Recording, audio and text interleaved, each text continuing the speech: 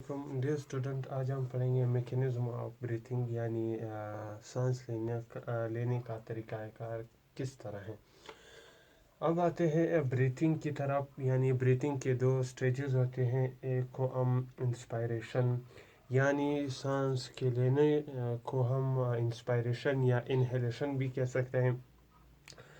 सांस के बाहर निकालने को एक्सपायरेशन या एक्सहेलेशन भी कहते हैं। यानी इनहेलेशन या और एक्सहेलेशन मिल कर के ब्रीथिंग के प्रोसेस को सरअंजाम देते हैं, जो कि दिमाग का हिस्सा जो कि कंट्रोल करता है ब्रीथिंग को। वो मेडुला ऑब्लंगेटा है। यानी मेडुला ऑब्लंगेटा दिमाग के ब्रीथिंग के सिस्टम को कंट्रोल करता है। इसके बाद आता है इनवॉलंटरी। यानी अब हम पढ़ते हैं कि वॉलंटरी वो एक्शन होते हैं जो कि हमारे इख्तियार में होते हैं। इनवॉलंटरी वो एक्शन है जो कि हमारे इख्तियार में नहीं होते हैं। यानी यहाँ लिखा है मेडुला के साथ इनवॉलंटरी, यानी वो एक्शन जो हमारे इख्तियार में ना हो। यानी जब हम खाते हैं, पीते हैं, सोते हैं, तो उस वक्त हमारा ध्यान नहीं होता कि हम सांस लेते हैं या नहीं लेते। उस वक्त मेडुला ऑब्लंगेटा दिमाग का वो हिस्सा है जो ब्रीथिंग को कंट्रोल करता है। यानी ये इनवॉलंटरी है जब हम सोते हैं, खाते हैं या पीते हैं। इसके बाद आता है मोटर एरियाज यानी वॉलंटरी एक्शन। यानी वॉलंटरी के ब्रीथिंग किस तरह वॉलंटरी है। जब हम चाहे कि हम लंबी सांस ले, यानी लंबा सांस लेना हमारी मर्ज़ी से होता है, या हम कहते हैं कि हम सांस बाहर तक देर तक निकालें, ये भी हमारे इख्तियार में होता है। तो इस वजह से हम इसे वॉलंटरी एक्शन भी कहते हैं, यानी वॉलंटरी ब्रीथिंग भी कहते हैं। यानी वॉलंटरी एक्शन यानी मेरा हाथ नीचे की तरफ है। अगर मैं चाहूँ कि मेरा हाथ ऊपर की तरफ आए, यानी ये मेरे इख्तियार में है कि मैं अपना हाथ उठा सकूँ, जो कि वॉलंटरी एक्शन है। वॉलंटरी एक्शन को वॉलंटरी एरियाज कंट्रोल करते हैं। यहाँ जब हम सांस देर तक लेते हैं, यानी हमारे इख्तियार में होता है कि हम देर तक सांस लें, तो ये वॉलंटरी एरियाज होते हैं जो हमारी मदद करते हैं सांस को देर तक लेने में, यानी मोटर एरियाज। इसके बाद आते हैं इस डायग्राम की तरफ। यानी हमारी पसलियाँ, हमारी जिस्म के अंदर जो पसलियाँ होती हैं, पसलियाँ चेस्ट कैविटी में होती हैं, यानी चेस्ट कैविटी के इर्द गिर्द होती हैं, जिस हम सिंगल को रिब कहते हैं। यानी बहुत से रिब मिल कर के एक केज नुमा, पंजरे नुमा शक्ल बनाते हैं। जैसे कि मेरा यहाँ से लेकर यहाँ तक, या पीछे डोर्सल साइड पर और सामने की तरफ रिब होते हैं। यानी रिब की एक केज नुमा स्ट्रक्चर होती है। इस तरह रिब की एक केज नुमा स्ट्रक्चर होती है, जिसे हम रिब केज कहते हैं।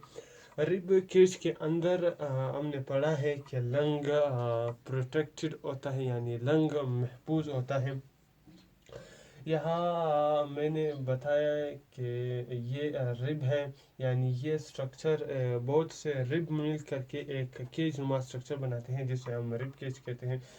एक रिब और दूसरे रिब के दरमियान में कुछ मसल होती हैं, यानी मसल होते हैं, उसको हम इंटरकॉस्टल मसल कहते हैं। यानी एक रिब के से लेकर दूसरे रिब के दरमियान में मसल होते हैं, जिसे हम इंटरकॉस्टल मसल कहते हैं। ये यहाँ भी इंटरकॉस्टल मसल यहाँ भी है, यहाँ भी है, यहाँ भी है मसल, जिसे हम इंटरकॉस्टल मसल कहते हैं। रिब केज का तो मैंने बता दिया। रिब जो कि केज नुमा स्ट्रक्चर बनाते हैं, इसको हम रिब केज कहते हैं, जो कि चेस्ट कैविटी के इर्द गिर्द होता है। इसके बाद आता है डायफ्राम। डायफ्राम डायफ्राम वो पर्दा है, यानी वो पर्दा है जो कि मैं यहाँ आ जाता हूँ। यानी वो पर्दा है जो कि एब्डोमेन को रिब केज से अलग करता है। यानी یہ لنگ کے نیچے ایک پردہ ہوتا ہے، یعنی اس طرح ایک پردہ ہوتا ہے جو کہ رب کیج سے لے کر کے رب کیج کے نچلے حصے میں ہوتا ہے، یعنی لنگ کے نیچے ہوتا ہے، جو بھی میکینزم اور بریتھنگ میں مددگار ثابت ہوتی ہیں۔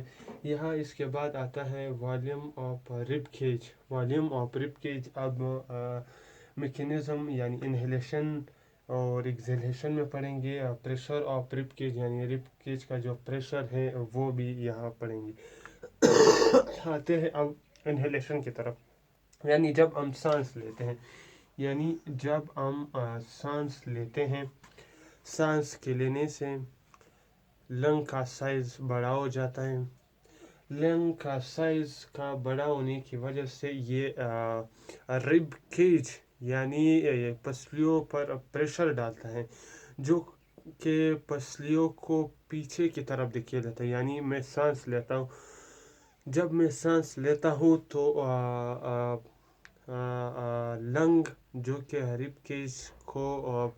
کیج پر پریشر ڈالتا ہے، رب کیج پر پریشر ڈالنے کی وجہ سے یہ رب کیج باہر کی طرف اور اوپر کی طرف چلے جاتے ہیں، یعنی رب کیج کے اوپر اور باہر کی طرف نکلنے سے رب کے درمیان میں موجود مسل جو کہ انٹرکاسٹل مسل کہلاتے ہیں وہ بھی کنٹریکٹ ہو جاتے ہیں، یعنی وہ پہلے ایسے ریسٹ شیپ میں تھے، اب جب پسلیوں کا سائز یعنی رب کیج باہر کی طرف نکل جاتا ہے اور اوپر کی طرف نکل جاتا ہے تو یہ بھی کنٹریکٹ ہو جاتا ہے،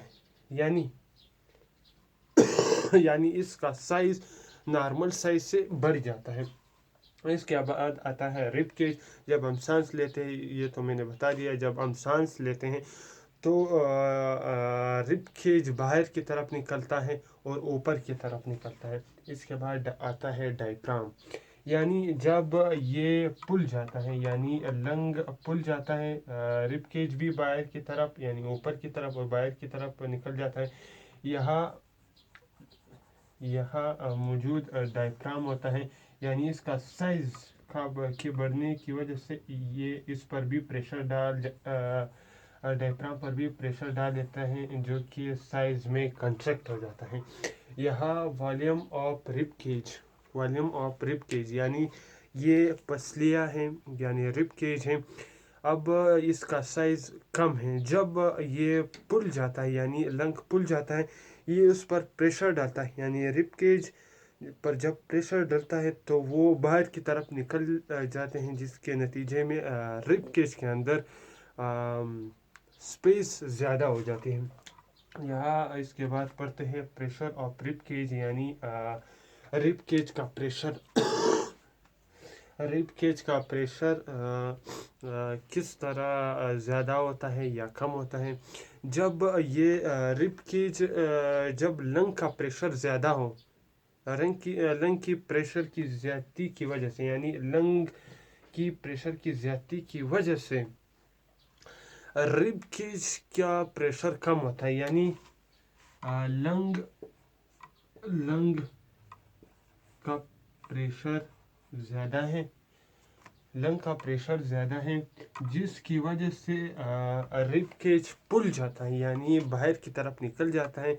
یہ شو کرتا ہے کہ رب کیج کا پریشر کم ہے، یعنی پریشر کم ہے۔ اگر رب کیج کا پریشر زیادہ ہوتا تو یہ اندر کی طرف چلا جاتا، بس نہ کہ باہر کی طرف۔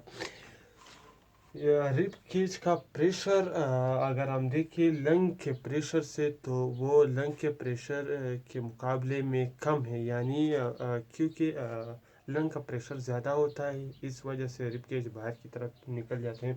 اب ہم پڑھتے ہیں اس کے بعد ایگزیلیشن ہو بہو اس کے آٹومیٹک ہیں، یعنی انٹونیم یعنی الٹ ہے۔ اب ہم پڑھتے ہیں ایگزیلیشن کیا ہے، یعنی میں یہاں مٹا دیتا ہوں، ایگزیلیشن لکھ لیتا ہوں،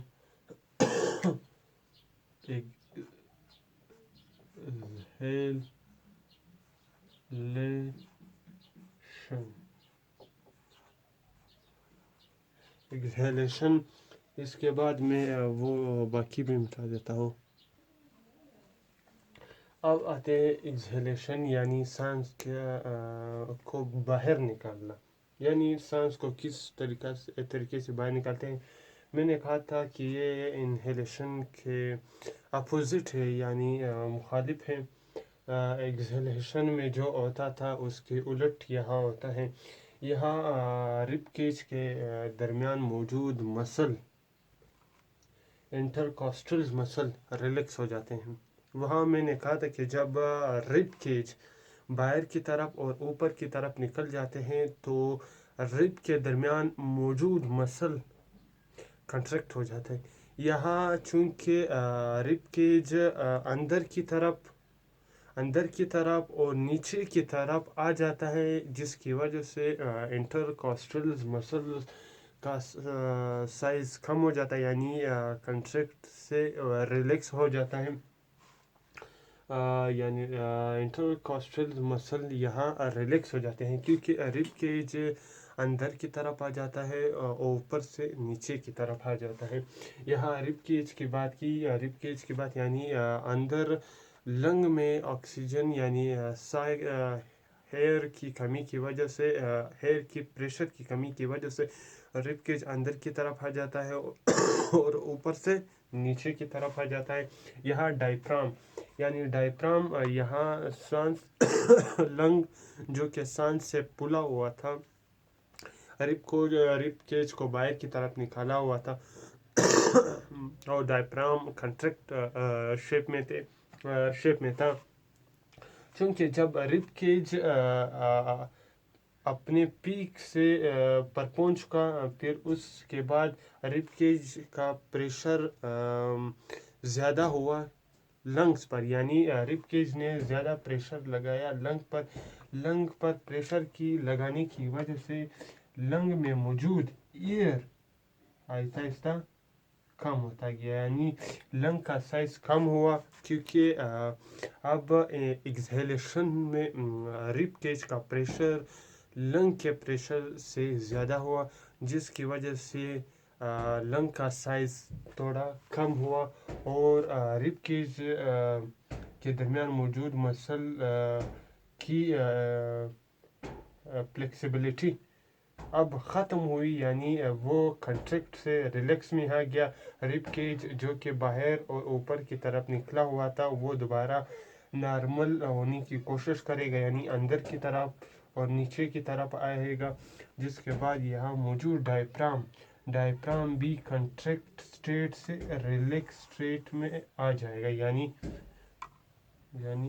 कंट्रैक्ट से रिलैक्स स्टेट में आ जाएगा, यानी इसकी कंट्रैक्शन कम हो करके रिलैक्सेशन में तब्दील हो जाएगी। जिसके बाद वॉल्यूम ऑफ रिब केज, यानी जब हम सांस बाहर निकालते हैं, ये आप कॉमन एक्सपेरिमेंट कर ले, जब हम सांस बाहर निकालते हैं तो चेस्ट कैविटी यानी रिब केज अंदर की तरफ चला जाता है। अंदर की तरफ चले जाने की वजह से रिब केज के अंदर वॉल्यूम कम हो जाता है। जब अंदर वॉल्यूम कम हो जाता है, ये शो करता है कि यहाँ वॉल्यूम कम हुआ, जिसके नतीजे में रिब केज का प्रेशर ज़्यादा हो। यानी यहाँ हमारे पास चार्ल्स लॉ का एक फार्मूला है, यानी वॉल्यूम इज़ इक्वल टू 1/, यानी volume is inversely proportional to equal to 1/,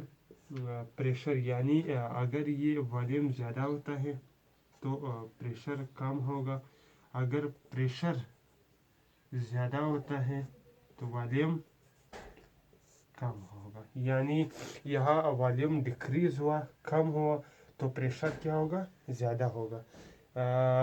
यहाँ मैंने एक चीज़ नहीं समझाया था, यानी यहाँ मौजूद डायफ्राम जब हम पढ़ते हैं कि इनहेलेशन में ये रिलैक्स होता है। जब ये रिलैक्स होता है तो इसे हम क्या कहते थे, लेस या मोर डोम लाइक,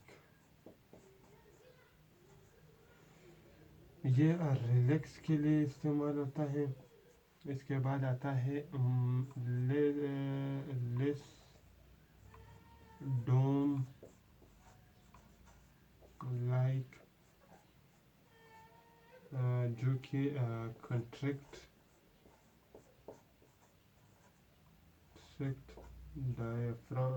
कंट्रैक्ट स्टेज और डायफ्राम को कहते हैं।